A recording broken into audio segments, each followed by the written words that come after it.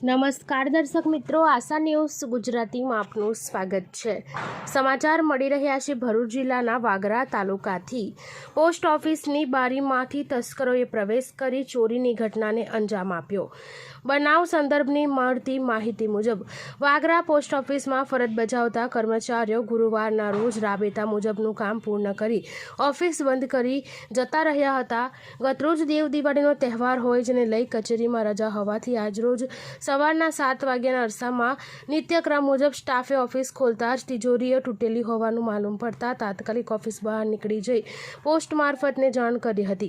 Post master તાત્કાલિક post office ખાતે દોડી આવી ઘટના અંગે જાણકારી મેળવી પોલીસ સ્ટેશનમાં જાણ કરી હતી। હાલ ચોર ટોળકીએ કેટલા રૂપિયાની ચોરી કરી છે તે અંગે સત્તાવાર કોઈ માહિતી સાંપડી નથી।